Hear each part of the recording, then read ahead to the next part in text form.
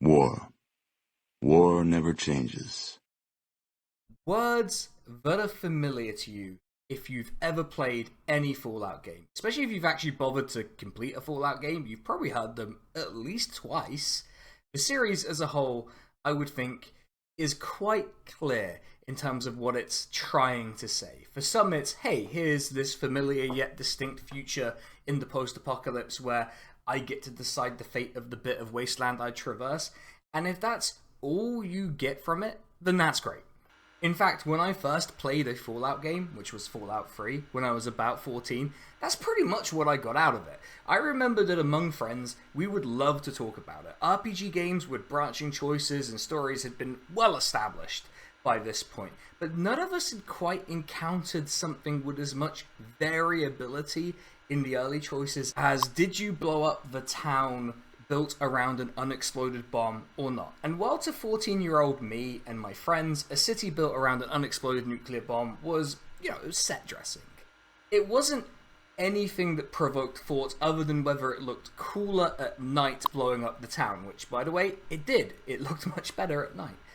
As I've got older, my relationship to Fallout has changed, and as I became more political, I actually connected more with the obvious political themes of the game. I mean, how could a game set after a nuclear war be anything but political, right? For me, those words, war never changes. And no, I will never sound as good as Ron Perlman saying it. And the fact that the games take place in the ruins of an America, a vision of a nearish future America that's aesthetically and politically stuck permanently in the 1950s, one where in its post-apocalypse, we live in the ruins of its conspicuous consumption, super duper marts, fancy lads snack cakes, sunset sarsaparilla, and Nuka-Cola Quantum. Look, I even have a shirt with Nuka-Cola on it. All brands, all survive in some way through the apocalypse.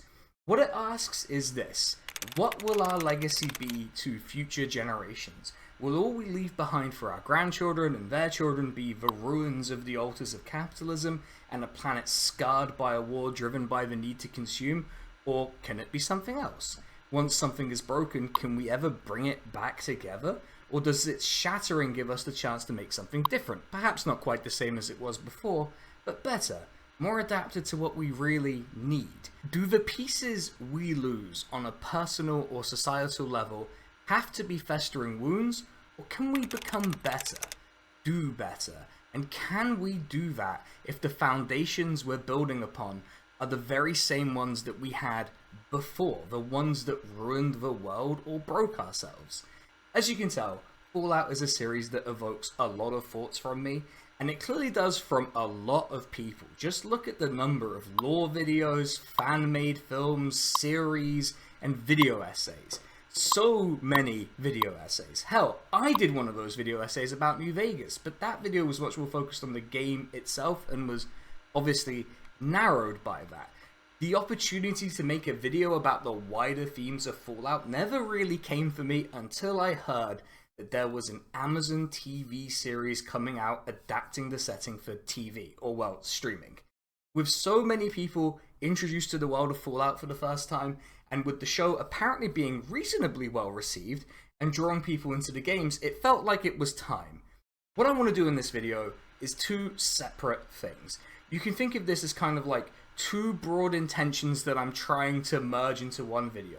The first part will be more of a video essay, understanding what the protagonists are analogues for in the wider Fallout narrative, how the choice of protagonists helps the adaptation to TV, and what are some of the obvious themes that some people either miss or just refuse to grapple with. What are those in Fallout? Especially as it relates to Fallout as a satire of 50s America and a critique of excessive consumption, capitalism, well, maybe some parts of capitalism, and whether the show stays true to the vision of that. The second part will be just about whether the show is good, what it does well. Obviously there'll be an overlap between these sections, and how well the show does at handling the adaptation element of it and its relationship to the source material's clear themes will impact how good of a show it is. Also, obviously, this will contain spoilers for the show, and spoilers for all of the games are potentially on the table. I'd recommend watching both sections, but then I would say that as the YouTuber. you can think of this as a sort of like a series of little essays that I've strung together, which you can watch all of, or in case you don't want to watch all of it, you could just jump to the timestamps in the descriptions. You can jump around as you like. That's the beauty of this mode of consuming media, I suppose. And just before we get into it, if you've enjoyed the video so far, if you've been on the channel before and you're returning, do drop a subscription. I am aiming to get 2,000 subscribers by the end of the year. And yeah, it's free. If you enjoy the channel, then that seems like a really easy way to signal that you enjoy the channel. And if you want me to make more things like this about media and not about, I don't know, weird British guys in politics, then, you know, subscribing's a good way of letting me know that that's what you want. With that out of the way, let's try and dive into it here. Let's go. I remembered the line from the Hindu scripture, the Bhagavad Gita. Vishnu is trying to persuade the prince that he should do his duty, and to impress him takes on his multi-armed form and says, "Now I am become death, the destroyer of worlds." I suppose we all thought that one way or another. Fallout takes place in a world shattered by a nuclear apocalypse, and depending on the game you play or the TV series, it takes place sometime between 2102 and 2296. This series is firmly set in the future, but it also speaks eerily to the present moment. The resource wars begin in 2052 and are ended by the Great War, the bombs falling, and civilization as we understand it being wiped out in 2077.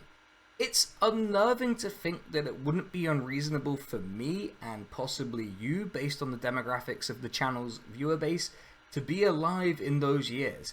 It's also unnerving to think of an environmental catastrophe brought on in part by rampant, out-of-control, hysterical anti-communism, where the point where no way back is around 2050? Anxieties about climate change aside, the Fallout games present a world where some characters and figures can produce enough force through sheer will or just being in the right place at the right time to end up deciding the fate of thousands, possibly millions of people in the post-apocalypse.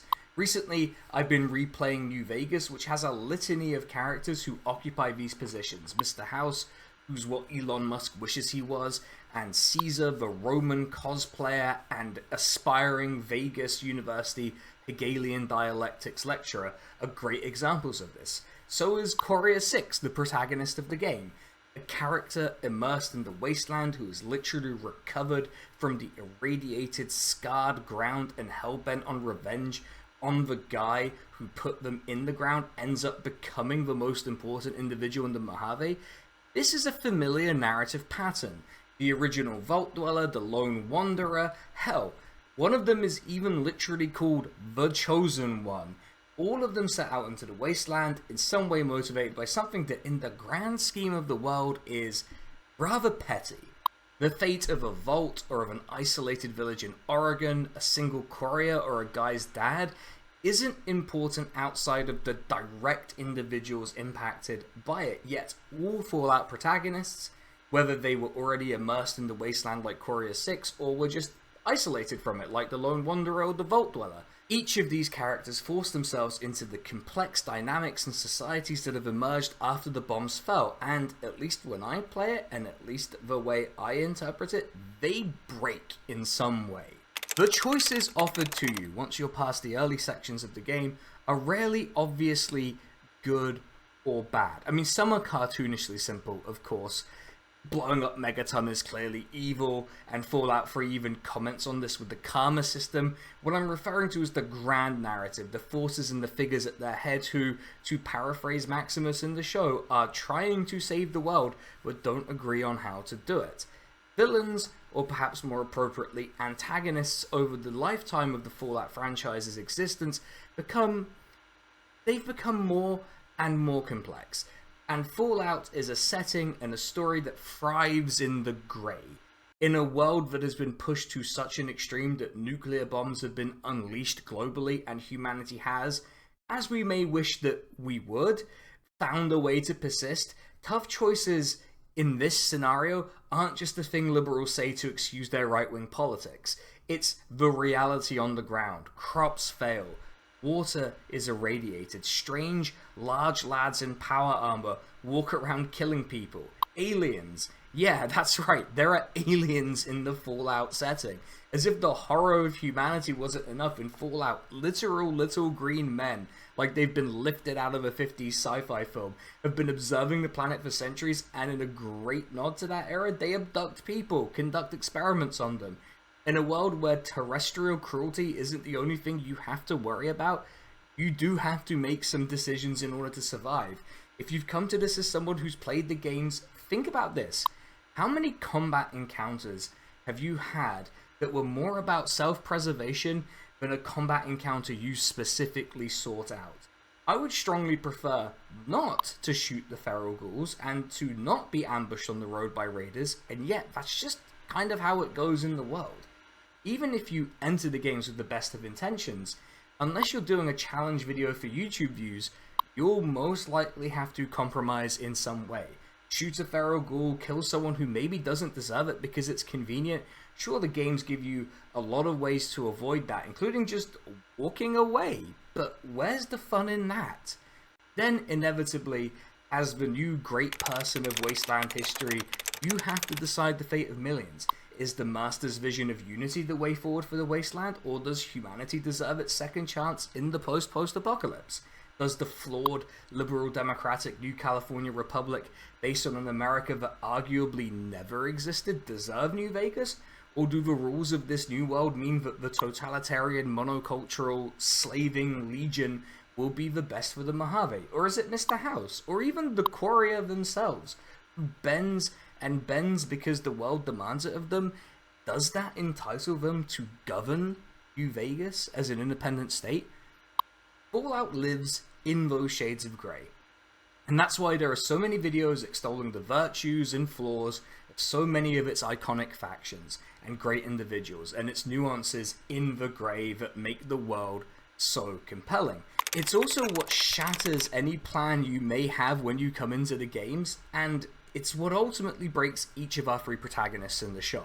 As you'll no doubt realise, the post-apocalyptic future of 2296 isn't the only period of the Fallout canon that can be described like this. Even the world we live in today, it thrives in moral ambiguity, in the hypocrisy in the world works to kind of break you. This link to the past isn't just relevant in a very direct way to the narrative of the show, but it also it shows itself in the societies that... Before we get too into that, though, there is the question of protagonists. In Fallout games, you play someone who begins as a curiosity, an insignificant, almost comically weak figure. Even heroes or villains like your Vault Dweller or Lone Warrior or Courier 6, they had to start somewhere. And Fallout protagonists, partially due to the structure of this particular genre of game, and partially because the series has its favoured tropes, as it will, right? But it likes to lean on them. They tend to have a rather fixed path with common milestones, even if they can have very different starting points. In the show, we're presented with three main characters. We spend varying amounts of time with them. One is, of course, our main protagonist, who is the common denominator between the other two. It also happens that one is the most Fallout protagonist of them all, and the protagonists are resident of the Vault Lucy, the rambling cowboy antihero Cooper Howard, or as he's better known, the Ghoul, and power fantasy enjoyer and the least educated member of the Brotherhood of Steel on human anatomy, Maximus. While I have some strong opinions on each character, which we will get into, I promise, each one serves the purpose of adaptation in their own way, and the variety in our three primary protagonists helps soothe one of the problems of adapting a video game into a TV show, which is the loss of player agency, or as some might call it, player autocracy. A TV show's characters follow the narrative path set out by the writers, and they're not really famous for branching out. If you made a TV show based on Fallout 3, the Vault Dweller would either blow up Megaton or save it. you wouldn't get a choose-your-own-adventure element out of it because that's not practical within the boundary of the medium. Black Mirror's weird Netflix experiment in that kind of proved that it doesn't work very well. So how do you soften the blow? You give us a variety of characters. You can have a naive vault dweller who sincerely believes in doing the right thing, which I think is a fair reflection of how I played the game the first time I did. You can have the rugged anti-hero immersed in the wasteland who plays the cowboy in the wild frontier of the post-apocalypse. And you can have a character who gets the shiny power armor and just luxuriates in the power. The fact that all of these are legitimate ways you could play a Fallout game, and that we have these characters interacting with and often antagonistic to each other, at least gives the show a bare minimum in compelling and familiar interaction with the world of Fallout. Earlier I said it's the wasteland that breaks the characters of Fallout. I wasn't quite telling the complete story, because how do you end up with an irradiated, inhospitable wasteland where the bodies of the dead still remain in the beds that they were sleeping in when the bombs dropped? Is it the Deathclaws, the feral ghouls, the centaurs, the super mutants, and assorted raiders who contribute to that? I mean, yeah, it is probably significantly them. It's hard to be house proud and make your bed when society has collapsed to the point that your neighbor could bash your head in and steal your water, or the forced evolutionary virus has turned some people into literal walking tanks that can and will smash you to pieces with a cinder block. Yes, this even applies to territories controlled by the New California Republic, and as it turns out, even vaults aren't safe from this kind of incursion, though the incident depicted in the show isn't quite like that, but we'll probably talk about that in a little bit. All of these things are symptoms. Were the pre-war societies perfect? Certainly not, and the show and the series as a whole does not make that claim, but you can't really have it be lost on you that it's pretty obvious that the post-war world, it sucks. It sucks. Only it's the pre-war American society that made it such. Vault-Tec in particular is responsible, and Vault-Tec could only be in a position to do those things because of the fatal flaws of the hyper-militarist, nationalist, oppressive, and anti-communist society that pre-war America in the setting is. Each of the protagonists, either through direct experience, a close connection, or just through the torture of having to persist in the wasteland, is in some way broken by the failures of pre-war America. It would be nice to think that the wasteland in and of itself is what does that to them, but the wasteland is like them, broken, which is a good way to get into each of the protagonists and how they specifically make the adaptation to a TV show smoother. By far the character we spend the most significant time with is Lucy, and if you forced me to design the character who would make adapting from the games the easiest, she would be approximately what I come up with. When I found out about the series, I was anxious about what kind of character she would end up being. I was also anxious because, let's be honest, whenever a popular franchise decides that it will explicitly have a female lead, people will tend to hyper-fixate on inconsequential details just to get mad at it. Thankfully, I've not seen much of that. And while that may be because I am now mostly disconnected from the dunking economy, it's great that I haven't seen it. Ella Purnell, even if she hadn't said so, clearly engaged with the source material, and it really worked in the character's favor when she was performing, especially given that she was playing the classic type of Fallout protagonist that I would say most people who engaged with the franchise before the TV show would be familiar with. A naive vault dweller forced out into the wasteland, getting constantly sidetracked by the sheer amount of things happening in the world. Her introduction is a great example of trying to ease people who have come from the games to the show into it. Her explanation of her skills and the snapshots of her life in the vault, they're stand-ins for the character creation.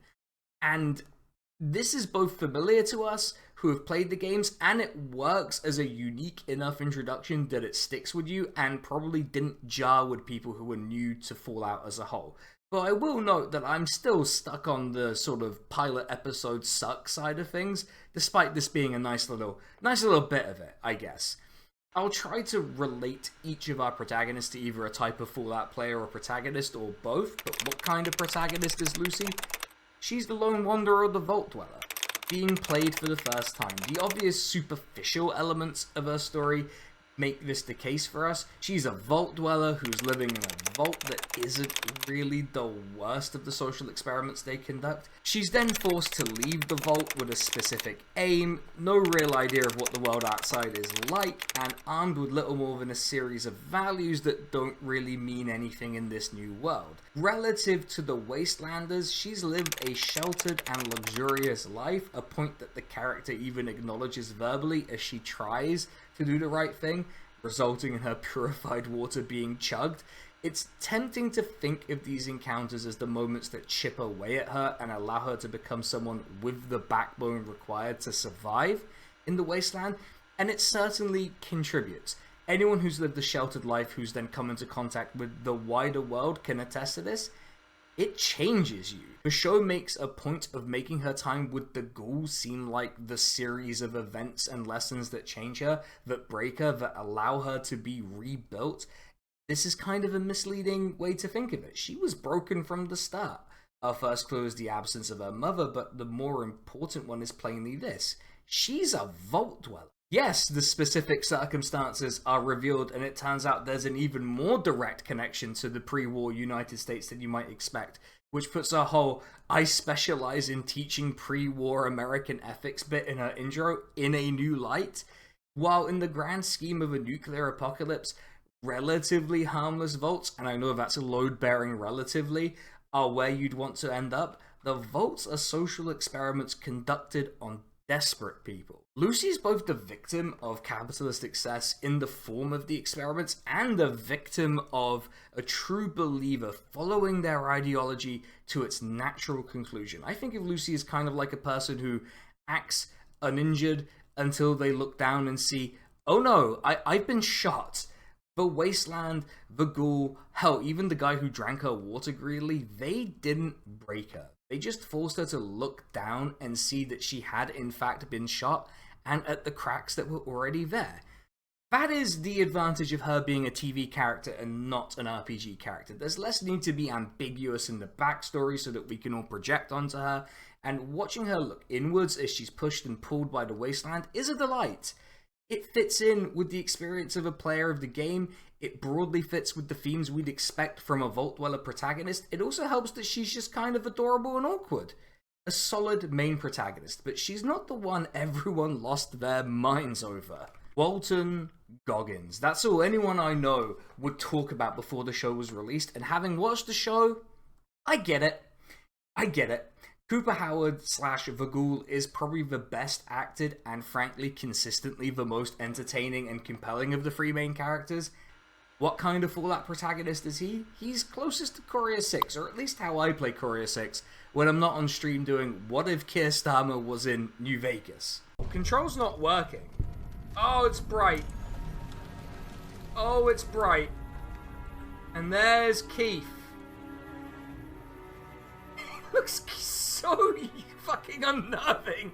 He's such an unnerving character. The Ghoul is by some margin the most compelling of the three main characters, and it's not just because the whole rambling cowboy anti-hero thing is just very cool.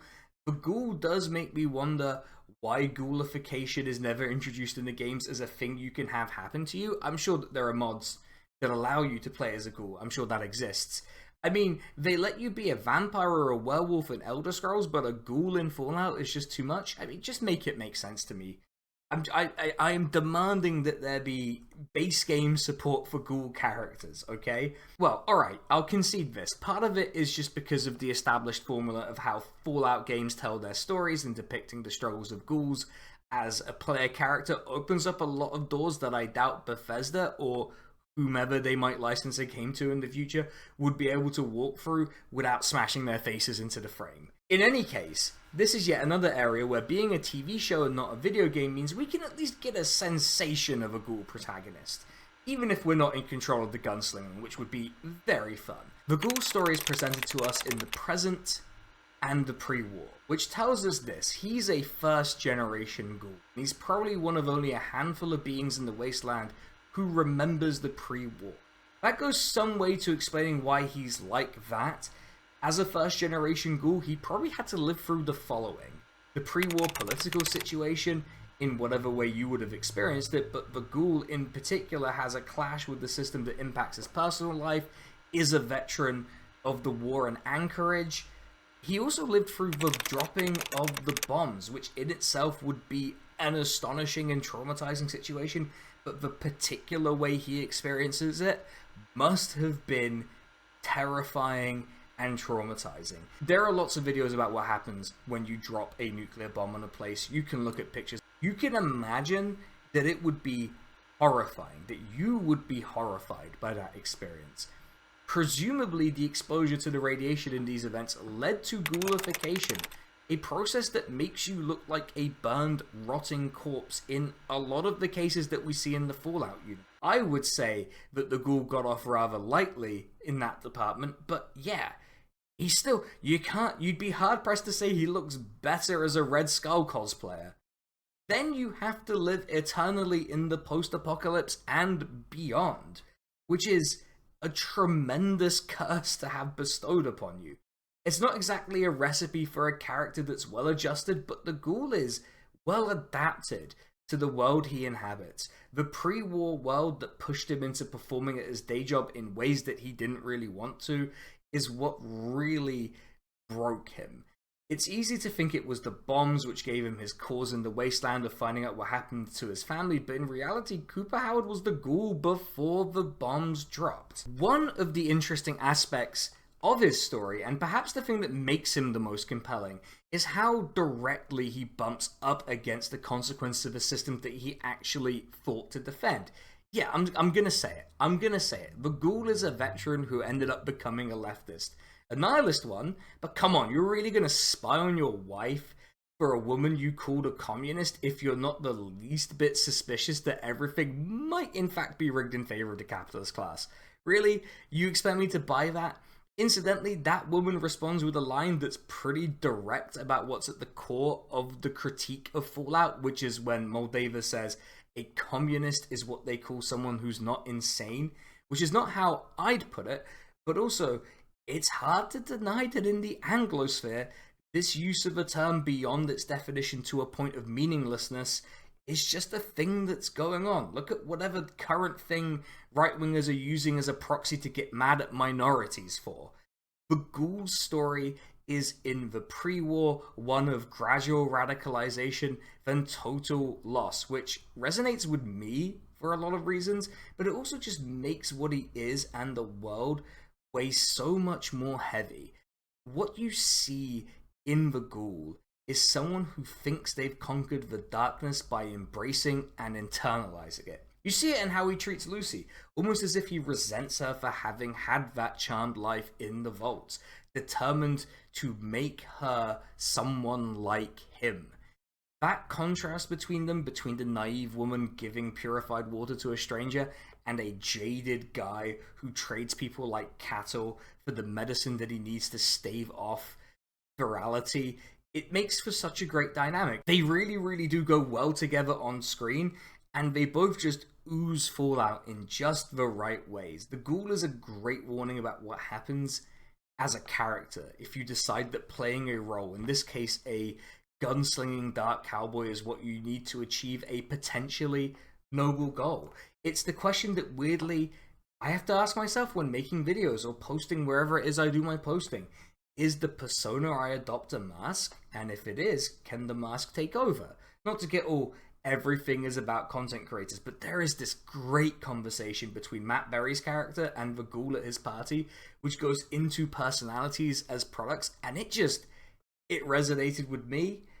For some reason, it resonated with me. Who's to say why, you know? While Fallout as a series came along maybe a bit too early for everyone to potentially be in this position, it was absolutely in line with the theme of the show.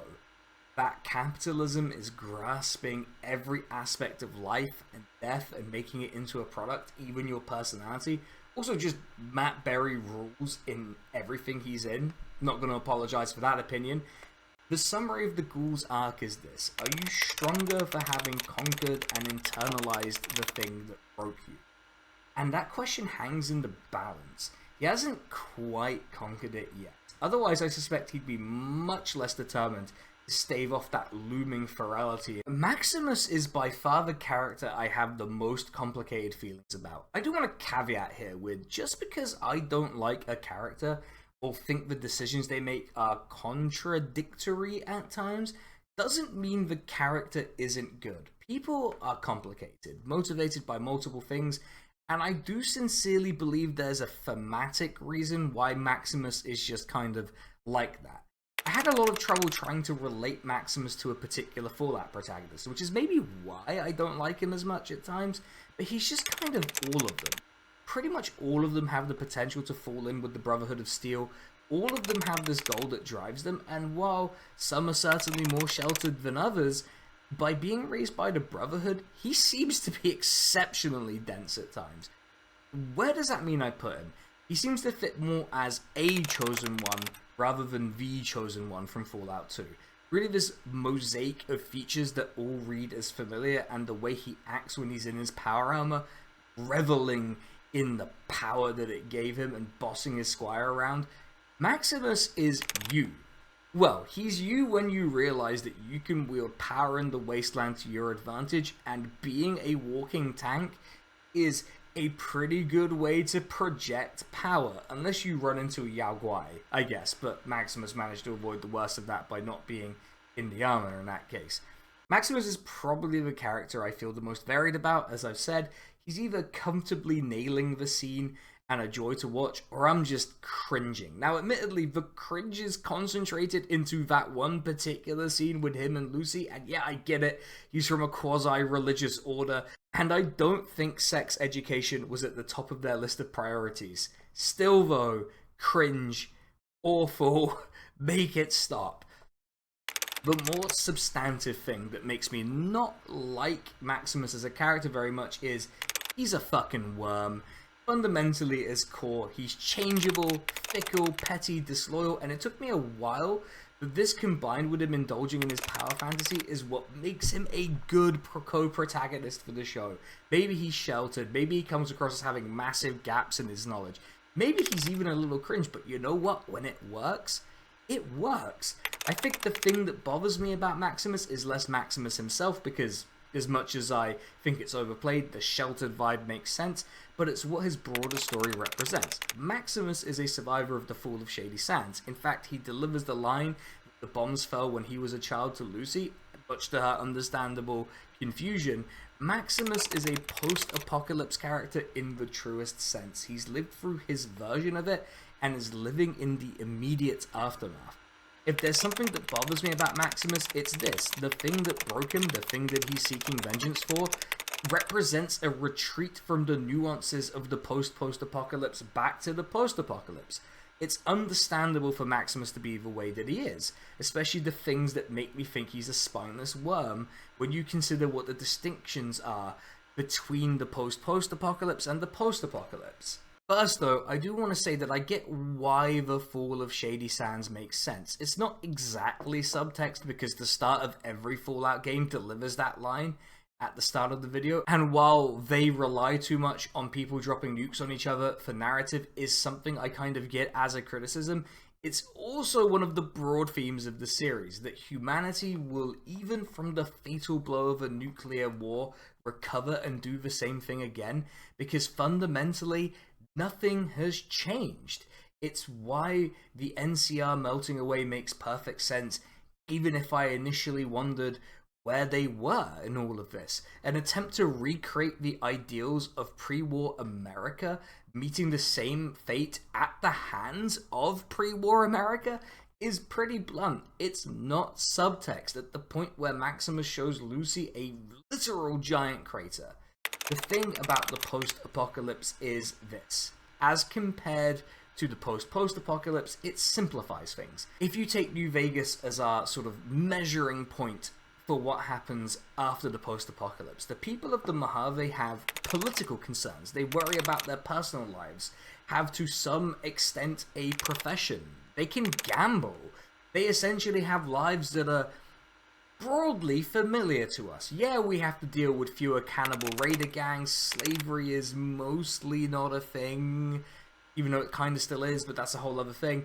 But on the other hand, a rich person tried to extend his life indefinitely, and that's definitely a thing now. In the post-apocalypse, a lot of these things we consider normal fall by the wayside. It has a way of simplifying things, both for characters and for a person making a TV show. In the post-apocalypse, your priority is at things like, does this girl like me? Or how am I going to make rent? It's boiled down to the much more important question, which is, what do I need to do to survive another day? And that's what Maximus answers over and over and over again. It's why the thing I dislike about him the most, the fact that he is a spineless worm, makes sense, and why me not liking the character does not make him a bad character, or one who takes away from the positive aspects of the adaptation to TV. He absolutely contributes to why this adaptation works. Fallout is full of questionable characters, and your protagonist can absolutely be one of them. Embrace democracy, or you will be eradicated. Liberty Prime may seem like a strange thing to talk about, given it's a giant robot that repeats anti-communist phrases as it shoots lasers out of its eyes. It also doesn't appear in the show, but it is a really good and unsubtle example of what Fallout as a series is trying to say to you, and how people just cannot read text. Never mind subtext, but people who use subtext are cowards anyway, so whatever. Liberty Prime is, as I said, a giant robot that marches around the wasteland, preaching the propaganda of the country that created the wasteland. And it screams about enemies that no longer exist while it lays waste to anything it misidentifies as that enemy. There is no way Bethesda could have known how well Liberty Prime would map onto the British press, but yeah, anti-communism without communists is the prime ideology of both the obvious joke that is Liberty Prime and the British press, which I feel like it says something about Britain, to be honest. Okay, we got sidetracked. What am I trying to say? You're not supposed to uncritically stan Liberty Prime, and yet there is that current of fan of Fallout who absolutely exists. This is a double-edged sword in a way. On the one hand, the fact that everyone can project onto the series whatever they want means it was kind of destined for a TV adaptation that would hold wide appeal. It also means that we kind of have to have these conversations. The things that Liberty Prime says, the comments from characters in New Vegas about turning the moon pink and painting a Lenin face on it, which, I'm going to be honest with you, does sound kind of dope. These are all ridiculous things to be saying when the world is literally an irradiated wasteland on the basis of that exact ideology that leads you to say those things. It's not subtext, it's not subtle, it's obviously being ridiculed. If you take the commentary the games and the show slaps you with in the face over and over, it's clear that both the historical and contemporary expressions of this hysteria is what's being made fun of. Not that you should only look at the aesthetic, the consumable goods, and the things that people say and go, yeah, that's cool actually. There are people out there who genuinely don't think Caesar's Legion are a bunch of cosplaying dorks worshipping a mega nerd, or that Mr. House, while honest about his intentions, is anything more than what if Elon Musk was actually capable of wiping his own ass. To say nothing of the NCR's inevitable capture by capitalist interests, or the Brotherhood of Steel's own issues, especially with how they relate to synths in Fallout 4, but that's probably a whole video unto itself, but you get my point. There are people who take this series seriously, and that's a good thing. I think taking something seriously and enjoying it is a good thing, obviously. Why would I be doing this video otherwise? But these people just can't make it past the aesthetic they prefer. Just to be clear who this section is aimed at, because if you played the games and thought, ah, cool, two-headed bear on a flag, that's fine. But my god, the amount of chud memes about this game and weird comments on my video about New Vegas, it's more than one, which is far, far too many. Part of the reason this happens is that Fallout sits very comfortably in its aesthetic. Where it's futuristic, it's retro-futuristic. If you look at the kind of art that was made about the future in the 50s, pre-war America sits within that, right? It's easy to fall for an aesthetic and say, hey, this is clearly a pro-conservative vision because look at how good the conservative anti-communist society is compared to the shithole the wasteland is. Also, this same thought process leads to people thinking that the initial conflict in Vault 33 between Moldova and Vault 33 is an analogy with illegal immigration, to which I would ask you this, if you believe that. What actually happens in the show and the series as a whole? That little detour aside, one of the main concerns I had when I heard that they were making a Fallout show, and that it was Amazon making it, was whether they could reasonably convey, maybe not the satire itself, but at least the broad theme of the sickness of the world originated in the pre-war and the criticisms of the extended consequence of just permanently being in the 50s. 2077 is far removed from the 1950s, and 2296 is even further removed. But the core of the Fallout series commentary is, to me, what if that decade carried on forever and ever? It's a lot like how if I was told to make a post-apocalyptic series about the UK and set it into a particular aesthetic and political climate, I think I would obviously pick, you know, the 90s and 2000s, the late 90s and early 2000s in Britain. That is if I was commissioned to make Fallout Piss Island. And yeah, I know Fallout London exists, but just, you know, call me if you want me to make Fallout Piss Island and we can just have like Britpop ghouls running around. I don't know, I think it could be fun. I think it could be fun. While I was anxious about this show being made by Amazon, there was something analogous that gave me the idea that maybe this show could go beyond, ooh, here's Nuka-Cola, haven't you heard of that? And saying war never changes. And it was Andor, which is a good show and really gels with the broad and, incidentally, much simpler themes of Star Wars, which is that the rebels are the good guys and are incidentally identified with the Viet Cong in the original trilogy and are clearly hinting at the Bolsheviks and Mensheviks in the show. The question is, does the show manage to thread that needle?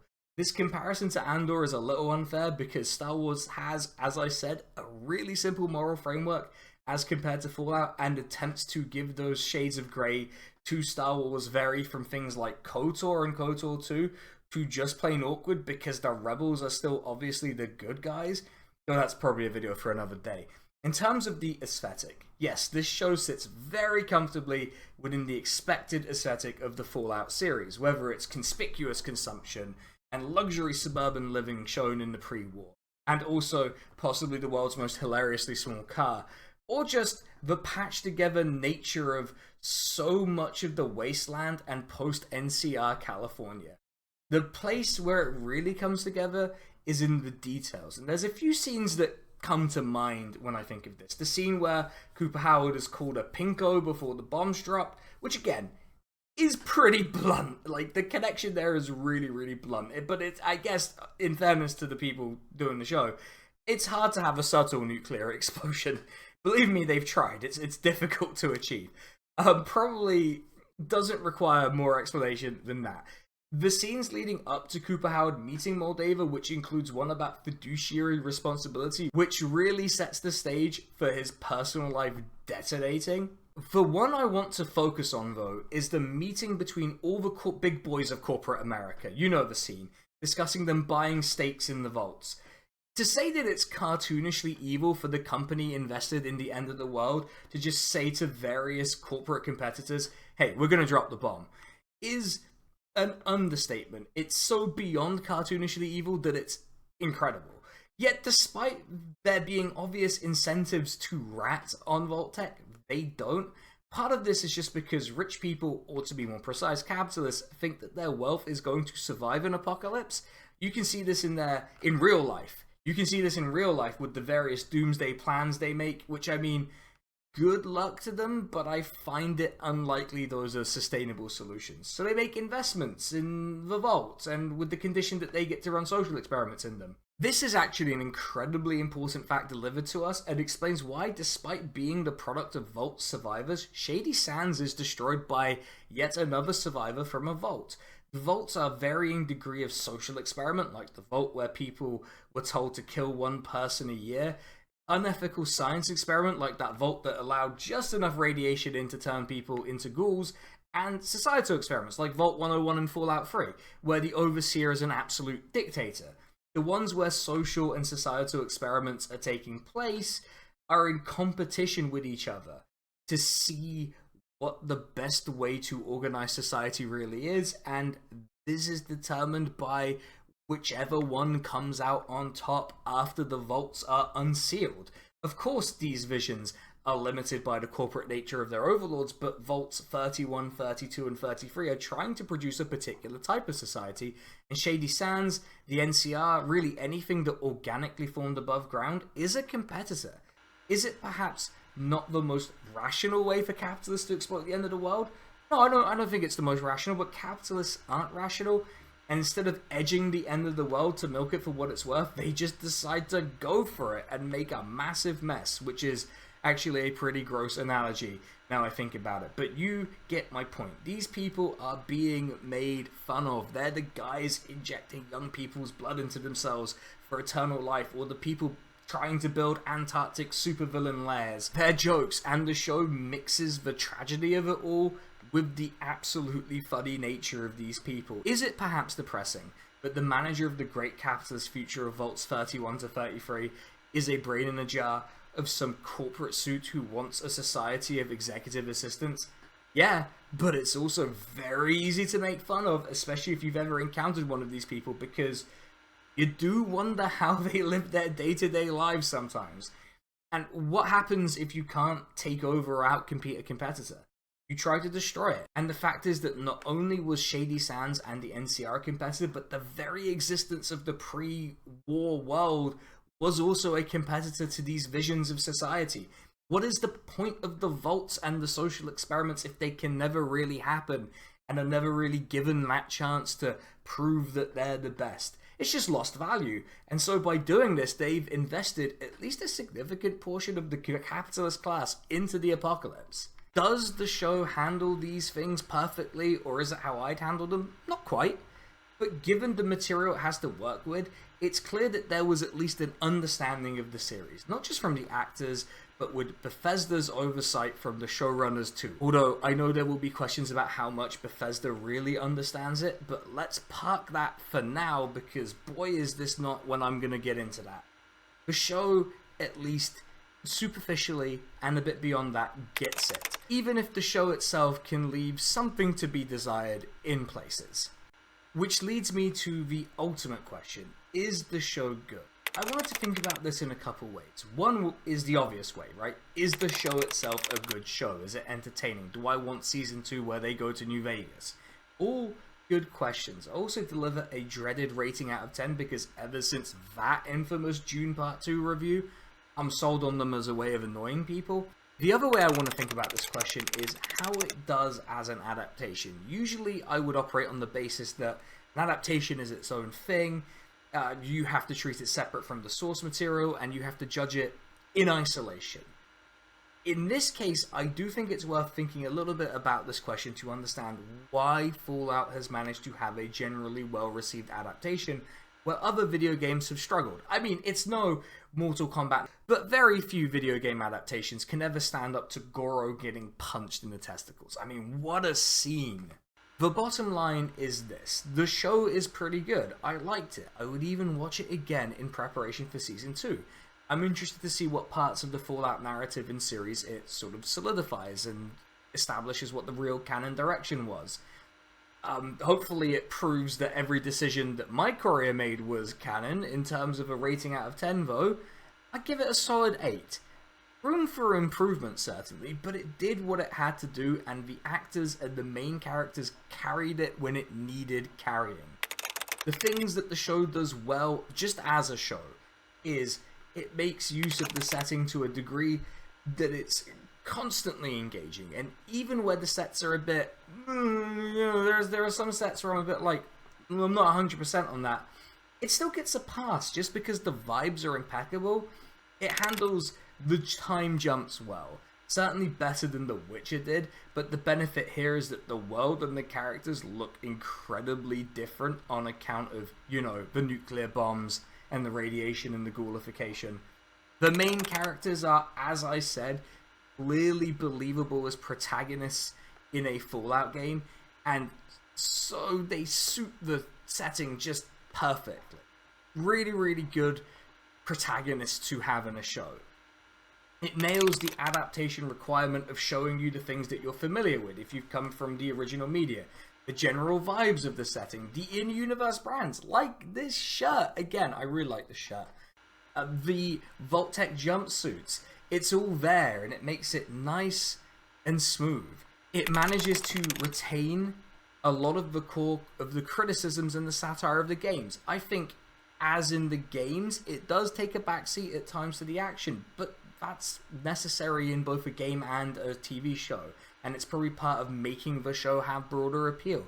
A nuclear-themed parody of the 50s where they make it even more obvious would probably have been a bit too much, and I get that, and I think they struck a good enough balance that I'm compelled for what Season 2 has to say. There are some areas where I think maybe it didn't quite work for me. I think the strongest episodes are very much in the middle of the show. 3 to 6 are clearly where the show comes into its own, and the earlier episodes suffer from my classic disdain for pilot episodes and the sort of aftermath of having to do the, hey, I'm explaining the world to you, dumb viewer, sort of thing that has become very in vogue. And the later episodes, well, they suffer from what I think is a little bit of this idea that, oh god, we need to get to the right ending point, and here is the path of least resistance to do that, which I think is more of a we have 8 episodes thing than a skill issue. It's just something that I seem to have noticed, which is that 8 episode series in shows tends to feel a bit like they compress towards the ending. Like something just doesn't work. I think maybe if you're able to do 8, maybe do 10 episodes, maybe it wouldn't have suffered from that, but it just, I don't know. I don't know if this is just a me thing where I just want more show, but it does feel like shows with 8 episodes kinda struggle towards their ends. This suffering is kind of unnecessary even within the 8 episode framework. The story kind of gets bogged down towards the end of the series, and while I appreciate that it was a nice place to get Maximus some much needed R&R and do some shenanigans in a vault overseen by the guy who voices Cyril Figures from Archer, which, I just kind of love seeing him basically play every character as Cyril Figures at this point. It just doesn't feel like they needed to be there for that long. I get why it happens, but it feels like a drag. It really can feel like a drag at times. It feels like they were held there so that they would end up in the right place at the right time, rather than, why wouldn't you just leave? Why? Especially when you see that quasi-religious tradition, which I will get into now, which is that I get it. I get that in Fallout a recurring theme is people making weird quasi-religious traditions out of their tragedy, like the Church of Atom in Fallout 3. It's just that I find the Moldava cult kind of hard to take seriously, even in the context of, hey, this isn't meant to be taken seriously, it's a parody.